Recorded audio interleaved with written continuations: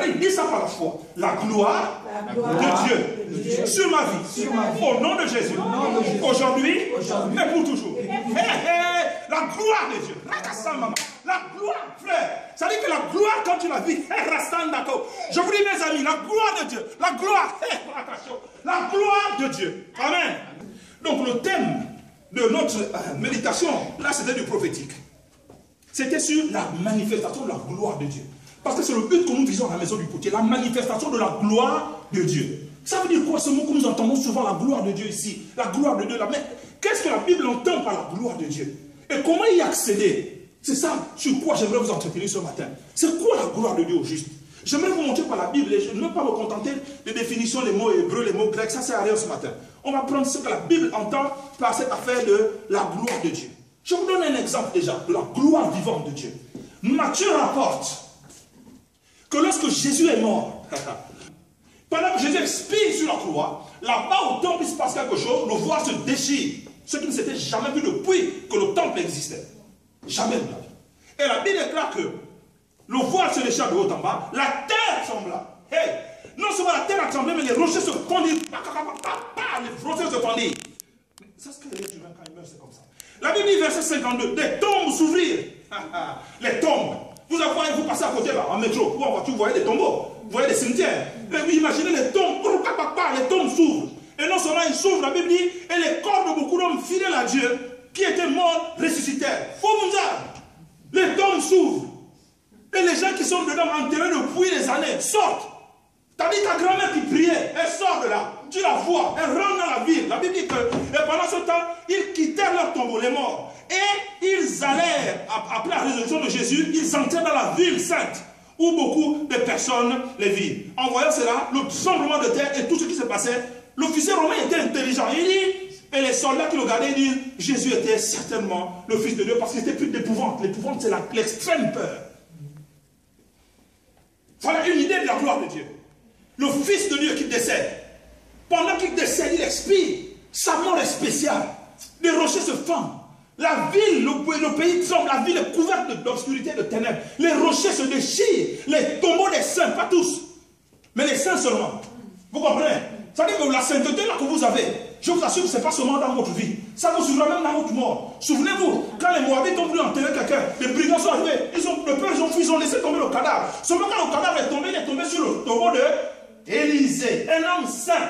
La Bible déclare qu'au contact seulement de la au contact seulement du tombeau, le mort Moabite est ressuscité. Je vous dis, le plus Dieu que nous prions manifeste la gloire. Vous comprenez ce que je vous dis ce matin? La gloire de Dieu. Amen. C'est pour ça qu'on dit déclare qu'il donne à nos corps mortels la vie. Ce mot-là signifie Zoé. Zoé, ça signifie la vie divine. Qui veut que normalement, en fait, la maladie que tu as, tu ne devrais pas vivre. Mais quand Zoé te touche, la gloire de Dieu se manifeste. Vous comprenez? C'est pour ça que même n'importe qui vient, il touche. Quand il va toucher, bon, tu vas te lever, c'est obligé. Amen. Ce Jésus-là, la gloire de Dieu. J'aimerais vous montrer la gloire. La gloire de Dieu. Amen. C'est la gloire de Dieu. La manifestation de la gloire de Dieu. Vous avez plein de passages dans les Écritures qui vous montrent la gloire de Dieu. Amen. La gloire. Nous ne prions pas une mort, nous ne prions pas une idole. Nous sommes spéciaux, vous et moi qui sommes assis là ce matin. Parce que nous sommes en nous, nous portons le Saint des Saints, le Seigneur des Seigneurs, le Roi des Rois, le Dieu de la gloire. Et la Bible déclare que sa gloire apparaîtra un jour. N'est-ce pas? Et nous qui aurons cru en lui, nous serons enlevés et nous partirons dans la nous partirons dans la gloire. La Bible dit, gardez cette espérance en vous, parce qu'elle vous purifie, elle vous garde les yeux vraiment fixés vers celui qui vous a appelé. Amen. Et quel que soit, tu chassais, tu tombes, la gloire est là-bas, j'y vais. Amen. La gloire de Dieu. La gloire de Dieu. J'aimerais lire avec vous Matthieu 15, 29 à 31. Matthieu 15, une autre image de la manifestation de la gloire de Dieu. Qu'est-ce que la gloire de Dieu? Matthieu chapitre 15, à partir du verset 29. Jésus partit de cette région et il retourna au bord du lac de Galilée. Il monta sur une colline où il s'assit.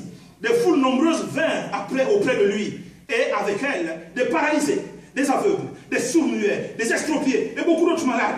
On les amena aux pieds de Jésus et il les guérit. Verset 31, la foule s'émerveillait de voir les sourds muets parler, les estropiés reprendre l'usage de leurs membres, les paralysés marcher, les aveugles retrouver la vue, et tous se mirent à chanter la gloire du Dieu d'Israël. Comment ils ont vu la gloire du Dieu d'Israël? Ce n'était pas une abstraction, ce n'était pas quelque chose d'abstrait, ce n'était pas une idée. Eux-mêmes, ils ont vu, comme je te vois mon frère, ils ont vu la gloire de Dieu, qu'ils ont chanté. La gloire de Dieu, c'est quoi? Là, dans ce passage, les aveugles voient, les sourds entendent, les paralytiques marchent. Le peuple dit, on n'a jamais vu ça. Mais cet homme était vraiment un prophète de Dieu. C'est la manifestation de la gloire de Dieu. Amen. Amen. Après avoir prié pendant des heures sur la montagne, quand il descend, Jésus, on n'a jamais vu un homme marcher sur les eaux. On voit quelqu'un qui arrive. Il marche. Il marche. Ça, non, c'est pas important. Non, c'est pas important. Il marche, on n'a jamais vu ça. Il marche sur les eaux. Frère, tu vois le Seigneur rentrer là. Il touche, ses pieds ne touchent pas le sol. Il marche à ce niveau-là. Il marche. Il dit, ma fille, je te bénis. Mon fils, j'ai entendu ta prière. Hein. Je vais t'exaucer. Dans 5 minutes, tu vas voir. L'exaucement. Il vient, il marche sur les eaux. Les disciples ont dit, mais ça, c'est un fantôme. Les pauvres, il faut les comprendre. Ils n'ont jamais vu ça. Ce jour-là, ils voient la gloire de Dieu. Ils vont sur la montagne de la transfiguration. Ils se disent, on va prier. D'habitude, nous amène prier. On va prier. Et pendant qu'il ferme les yeux, il lève les yeux et il commence de parler à son Dieu. La Bible déclare que les vêtements qu'il avait se transformaient. Ils étaient aussi éclatants que la lumière du jour. Les vêtements que tu portes là. Tu imagines, je suis en train de vous parler. Pendant que je vous parle, je change de couleur de... Frère, tu vas dire, est-ce que c'est le pasteur? Oui, c'est le pasteur. Jusqu'il est en train de manifester la gloire de Dieu. Amen. Amen. La Bible dit que son visage rayonnait comme le soleil. Ils se sont dit, mais ça c'est quoi? On n'a jamais vu ça. Et quand quelqu'un a déjà vu la gloire de Dieu comme ça, vous pouvez lui couper les membres, le cou. Jamais il va dire ça là. Faites ce que vous voulez. Mais moi, ce que j'ai vu là, je ne laisse plus.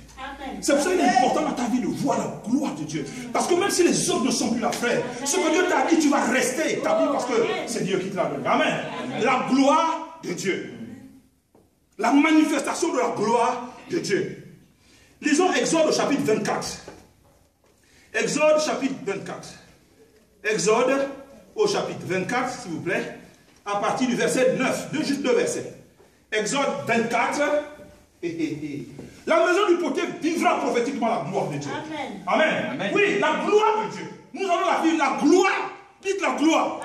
Dites la gloire. Dites la gloire de Dieu. Dites la gloire de Dieu sur ma vie. La gloire de Dieu sur ma vie. La gloire de Dieu sur ma vie. Juste deux versets. La Bible dit, ensuite, Moïse gravit la montagne avec Aaron, Nadab, Abihu et 70 responsables d'Israël. Verset 10, écoutez bien. Ils virent le Dieu d'Israël. Ils virent le Dieu d'Israël. Mais dites-moi un peu, le but de notre vie c'est quoi? C'est de voir Dieu. Oui ou non? Jésus nous a donné une promesse.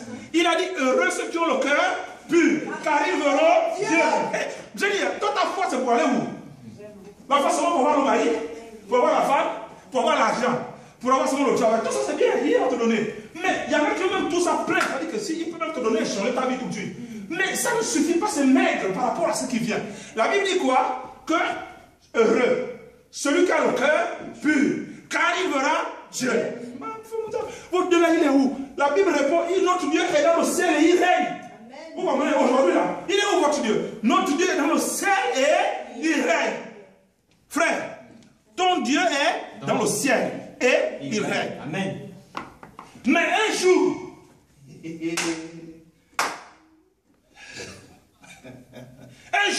nos yeux vont voir Dieu. Amen. Vous comprenez ça? C'est Jésus qui s'est engagé. Il a dit, nos yeux vont le voir. C'est ça la consommation de la foi. J'aime ce français-là. La consommation de la foi.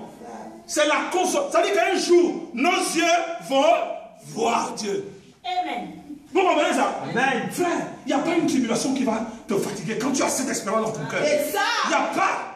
Ils peuvent venir te combattre, ils seront toujours échoués. Amen. Parce que nos yeux vont le voir. Et racasser nos yeux là. Si tu crois en Jésus, tes yeux, mes yeux vont le voir. Nos revoir. Ça, c'est quelque chose qui, même si tu es en train de pleurer, quand tu penses à ça, tu dis que mon Dieu, ne s'arrête pas sur terre. Vous savez quoi? Je méditais les Écritures hier. Jésus a posé la question, les pharisiens l'ont fatigué. Les sadducéens sont venus le fatiguer. Et il y répondait, chaque fois il les battait. Il répondait, il vient pour le tenter. À qui on doit payer la monnaie? Il dit, mais pourquoi me tenter? Je connais vos cœurs, ils sont mauvais. Donne-moi une pièce. De qui sont ces effigies? C'est pour l'empereur. Il dit, ok, rendez l'empereur ce qui est à l'empereur et à Dieu ce qui est à Dieu. Ceux-là, ils sont éteints. Un autre vient, les pharisiens, il dit, mais quel est le plus grand commandement? Oh, il faut aimer le Seigneur. Et là, ah bon, oh, il m'a battu aussi. Lui, là, oui, il s'en va. Les sadducéens viennent et disent, oh, mais Moïse nous a dit qu'il faut définir la femme, j'ai tout. Il y a 7 frères qui ont eu une femme. Et quand à la résurrection, ils seront acquis Jésus. Mais vous ne comprenez ni les Écritures, ni la puissance de Dieu. Ceux-là aussi, il les a battus. Tous les adversaires chuis. Plus personne ne pouvait venir vers Jésus pour lui poser des questions. C'est là qu'il en profite. Il dit, mais dites-moi une chose. Vous m'avez interrogé, je vous ai répondu. Maintenant, moi, je vous pose la question. Le roi David dit, le Seigneur a dit à mon Seigneur, assieds-toi à ma droite, jusqu'à ce que je fasse de tes ennemis ton marchepied. Mais dites-moi une chose. Si David appelle le Seigneur, le Messie, son Seigneur, mais comment? Est-ce qu'il est le fils de David? Oui. Répondez-moi. Vous les grands théologiens, répondez maintenant. La Bible dit, tout le monde s'est tué, il les a tous réduits au silence. C'est là où Jésus leur a dit, attention. À l'enseignement des pharisiens. L'enseignement des spécialistes de la loi. Là, ils ne comprennent rien, ni la puissance de Dieu, ni les Écritures. Amen. Amen. Attention. La gloire de Dieu, n'est-ce pas? Il vit le Dieu d'Israël. Sous les pieds de ce Dieu-là, s'étendait comme une plateforme de saphir avec la pureté du ciel. Ils ont vu. Donc, quand ils allaient prêcher aux autres, ils savaient eux de quoi ils parlaient. Quand les apôtres ont vu la gloire de Jésus sur la montagne, ils ont entendu la voix audible de Dieu, du Dieu vivant, en disant, celui-ci est mon fils bien-aimé, écoutez-le. Ils ont vu. Donc quand ils allaient prêcher, ils étaient établis sur la vérité. Ils savaient de quoi ils parlaient. Amen. Amen. Amen. La gloire de Dieu. Mes amis, la gloire de Dieu. Et il y a des gens qui ont fait l'expérience de cette gloire-là dans les Écritures. Donc il y a le Dieu vivant, à quoi il ressemble, ils ont vu. Ils ont eu une partie de Dieu. Ils ont eu une idée de Dieu. Mais non, ne vous inquiétez pas. Eux ont vu Dieu là, physiquement. Vous et moi, nous allons le voir. Parce que la Bible dit, il y a une seule condition sur laquelle, que ton cœur soit pur. Vous comprenez pourquoi les prophètes disent, garde ton cœur plus que toute autre chose. Car en lui sont les sources de la vie. Garde ton cœur. Parce que celui qui a le cœur pur, il verra Dieu. C'est une promesse importante, il faut retenir ça. Amen. Amen. Lisons Actes au chapitre 10. Actes au chapitre 10, je suis en train de vous montrer comme ça, vite fait, quelles sont les convergences, n'est-ce pas? Quelles sont les confluences? Quels sont les éléments qui nous poussent à imiter la foi de ceux qui nous ont précédés. Au chapitre 10, juste les 4 premiers versets, je vais maintenant commencer à vous montrer la clé qui ouvre justement la porte de la gloire pour la vivre. On a vu justement la gloire de Dieu. Quels étaient les comment se manifestent. Moi, je ne voudrais pas vous donner les mots grecs, hébreux. Non, on n'a pas besoin de ça ce matin. Même en français, ça suffit. Aujourd'hui, là. Actes au chapitre 11, ou plutôt 10, pardon, versets 1 à 4. Acte 10, 1 à 4. Qu'est-ce qu'il est écrit? À Césarée, amen. À Césarée vivait un officier romain nommé Corneille qui avait un poste de commandement dans la cohorte appelée l'Italique. Verset 2. Il était pieux et il adorait Dieu avec tous les gens de sa maison. Il était généreux envers les pauvres du peuple et il priait Dieu en tout temps. Et un jour, comme souvent dans les choses de Dieu, c'est comme ça. Un jour, alors qu'il fait toutes ces choses, un jour, qu'est-ce qui s'est passé? La Bible déclare un jour. Vers 15 heures, il eut une vision. 15 heures, c'était une heure de prière pour les Juifs. Vers 15 heures, il eut une vision. Il vit distinctement un ange de Dieu qui entrait chez lui et qui lui parlait Corneille, etc., etc. Quelles sont les clés ici pour ouvrir le ciel? Quelles sont les clés? Voilà. L'enseignement est important. Là commence l'enseignement. C'est quoi l'enseignement? C'est apporter la lumière à quelqu'un sur un point précis pour qu'il avance, qu'il soit éclairé. C'est quoi la clé ici? C'était un homme qui faisait quoi? Verset 2. Premièrement, il était pieux. C'est-à-dire qu'il était attaché à Dieu. Première règle, mes amis. Si tu veux ouvrir le ciel, si tu veux attirer Dieu vers toi, la première chose à faire, c'est d'être pieux. La piété, la Bible déclare qu'elle répond à tout. Elle a la promesse de la vie présente et de la vie à venir. C'est ce que dit la Bible dans 1 Timothée. Vous pouvez prendre ce verset. 1 Timothée, n'est-ce pas? Vous pouvez trouver, chercher ça dans 1 Timothée. 1 Timothée chapitre 4, verset 7 à 9. 1 Timothée 4, 7 à 9. Vous pouvez noter ça pour aller méditer ça chez vous. Comment on ouvre la clé? Comment on ouvre le ciel pour que Dieu, la gloire de Dieu descende vers vous? Premier élément, il faut être pieux. Il était attaché à Dieu. Être pieux, c'est quoi? C'est aimer les choses de Dieu à la passion. C'est être dans les choses du Seigneur. C'est pratiquer les choses de Dieu. N'est-ce pas? C'est être vraiment continuellement avec Dieu. Aimer Dieu. La piété, c'est ça, mes amis. La piété, c'est être attaché. La piété. Regarde dans ta vie, qu'est-ce que tu aimes passionnément? Tu es attaché à ça. La Bible dit que là où est ton cœur, là sera ton trésor aussi.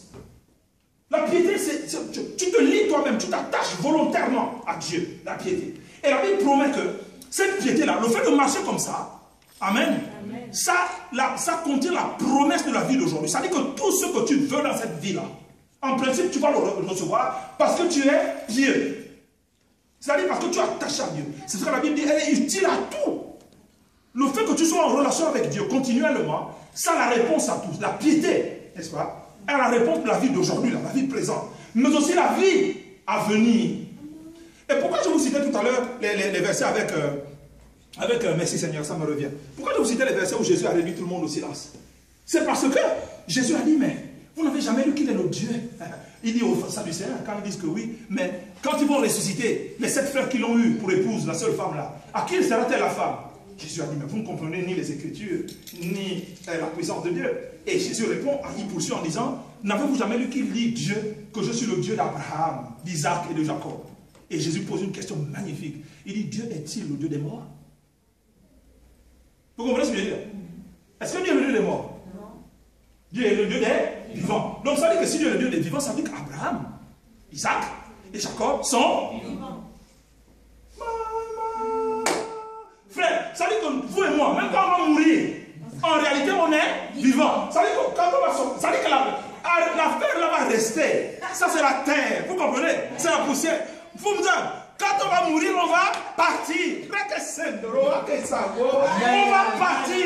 Amen. On rentre dans la gloire. Amen. On rentre dans la gloire.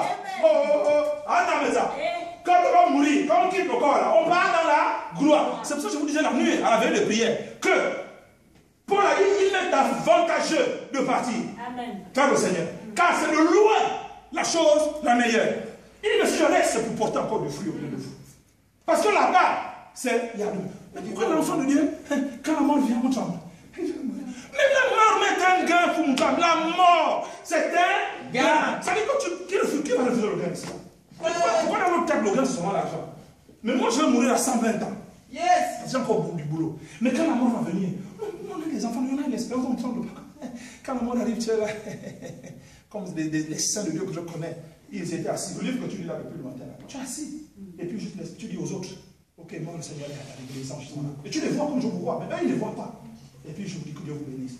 Tu meurs seulement comme ça. Et tu t'en vas. Amen. C'est comme ça. Amen. Donc Jésus a dit, le Dieu d'Abraham, d'Isaac et de Jacob. Si Dieu dit, je suis le Dieu d'Abraham, d'Isaac et de Jacob, c'est qu'à son nom depuis des centaines d'années. Mais comment Dieu peut dire qu'il est le Dieu d'Abraham, Isaac et Jacob alors qu'ils sont déjà morts? Non. C'est vous qui ne comprenez pas les Écritures. Vous dites, viens à la puissance de Dieu.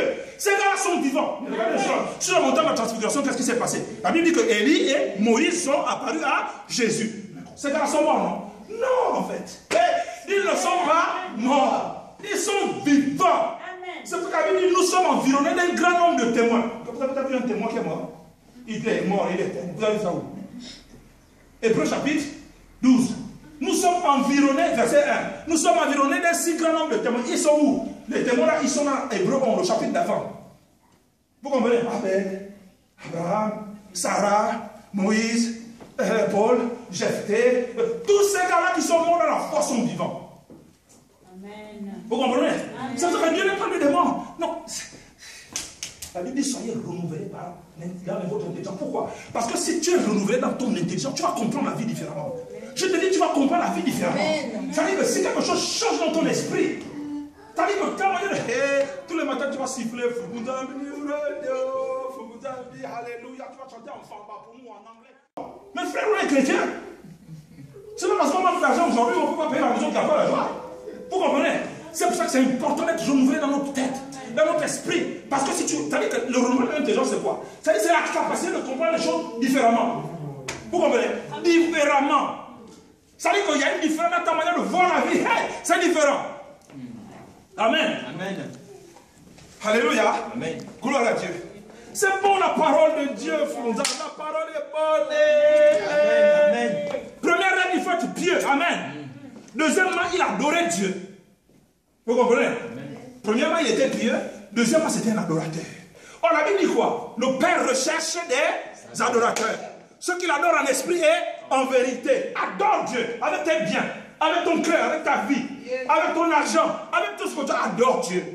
Un jour, nous reviendrons sur le sens biblique de l'adoration. Adore Dieu. Il était pieux. Deuxièmement, il adorait Dieu avec toute ta maison. Vous qui avez des enfants, quand vous priez, faites prier les enfants, même s'ils comprennent bien. Faites prier. Priez avec les enfants, culte de famille. Priez avec les enfants. Parfois, impose les mains à ton enfant, prophétise sur lui, tu seras un grand homme, tu seras une grande dame, Dieu est avec toi. Je dis qu'au nom de Jésus, tu réussiras. Tes ennemis ne pourront rien devant toi, tu seras toujours la tête et non la queue, fiston. Au nom de Jésus, tu gifles sa tête, même tu dis, allez, parle maintenant. On nous montre, on nous trompait. On dit, oh, pour que ton père te bénisse, il écarte les gens, tu parles. Vous avez vu ça où dans la Bible? C'est des mensonges. C'est ça. On va mentir ici. Nous, on veut la vérité. Amen. Donc, deuxième règle, premièrement, il était pieux. Deuxièmement, il adorait Dieu avec tous les gens de sa maison.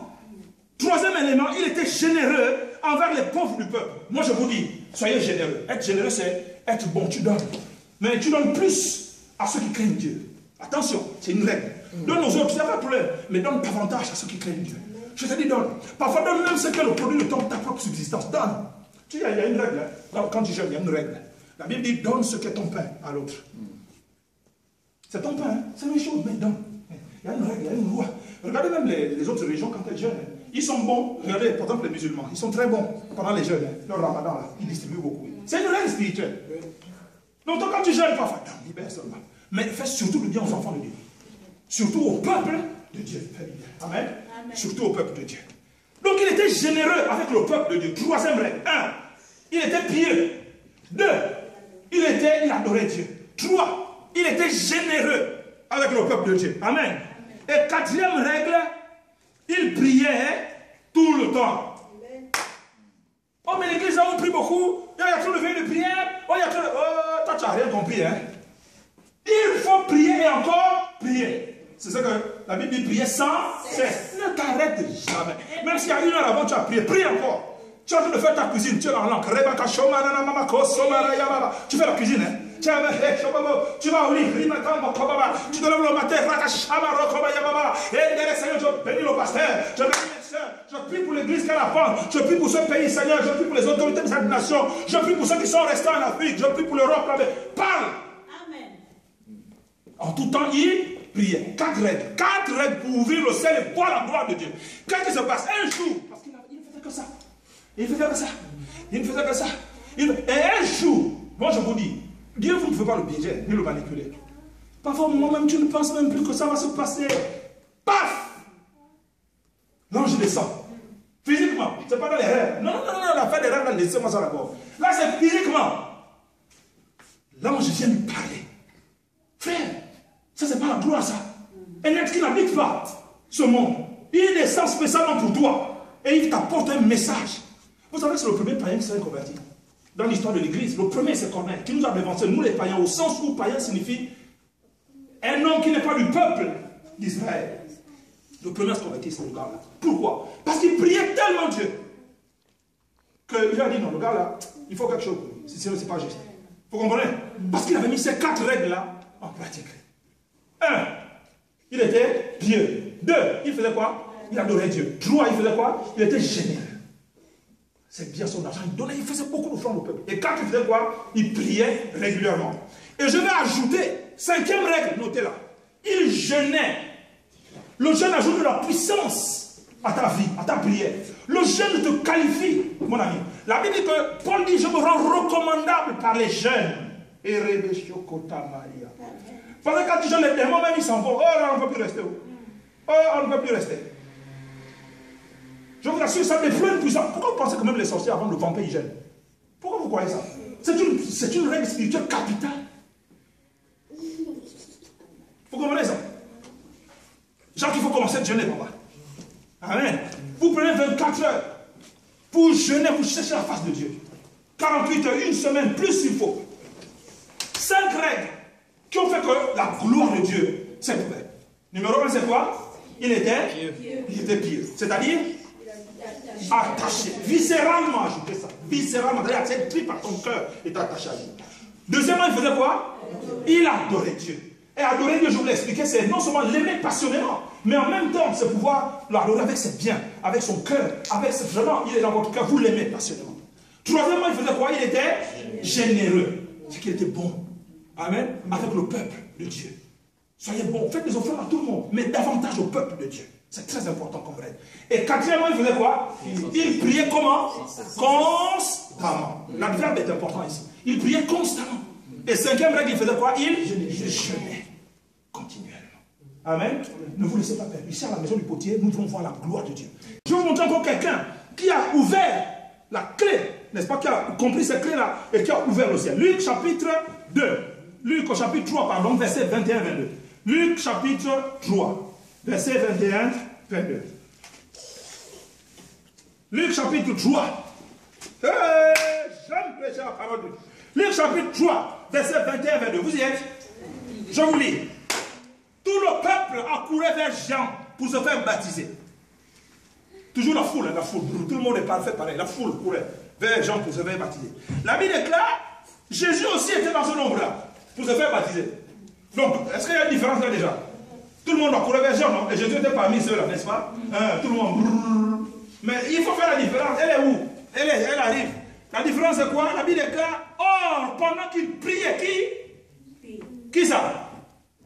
Vous avez écouté la lecture de la Bible ou pas? Pendant qu'il priait, Jésus, c'est-à-dire Jésus, or, pendant qu'il priait, le ciel s'ouvrit. Le ciel s'ouvrit. Dites, le ciel s'ouvrit. Non, confesse de ta bouche, maman. Le ciel s'ouvrit. Pendant qu'il priait, le ciel s'ouvrit. Pendant qu'il priait, le ciel s'ouvrit. Donc le ciel peut s'ouvrir. Le ciel s'est ouvert quand? Pendant qu'il priait. Je vous assure, continuez de prier. Amen. Continuez de prier. Le ciel va s'ouvrir en priant. Priez. C'est ça que nous voulons faire. Je termine par là. Avec la maison du potier. Nous voulons établir des maisons de prière dans chaque ville dans ce pays. Dans ce pays, dans le monde, nous voulons établir des endroits où nous allons développer, nous allons prier le Seigneur. Parce que la prière, ça ouvre la gloire de Dieu. Nous voulons voir la gloire de Dieu sur ce pays, alors prions davantage. Alors faisons le vœu de prière davantage. Alors jeûnons davantage. Ça va nous prendre le temps, ça va nous prendre, mais travaillons pour que la gloire de Dieu descende sur le pays. Donc si nous implantons des maisons de prière, maison du potier international, maison de prière pour toutes les nations, c'est pour que les nations viennent. Amen. Pourquoi Jésus fabrique un fouet? Lorsqu'il est dans le temple, il y a des vendeurs de pigeons et des changeurs de monnaie dans le temple. Jésus s'énerve. Pourquoi? Parce qu'il dit, mais ma maison sera appelée maison de prière. C'est ce qui est écrit. Et vous en avez fait une caverne de voleurs et de brigands. C'est pas comme ça. Voilà pourquoi vous n'êtes pas béni. Allez, dehors tout le monde. Il fait un foyer pour ramener la maison de prière pour toutes les nations. Mais pourquoi c'est si important?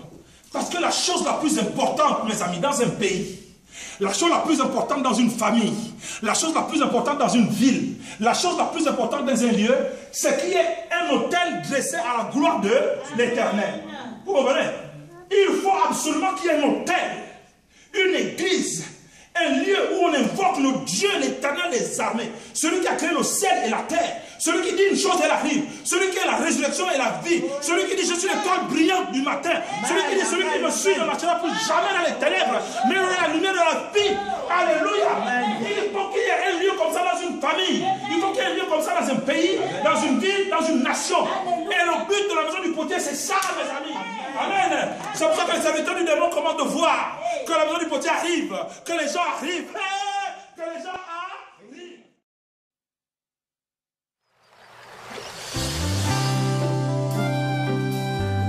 Hallelujah.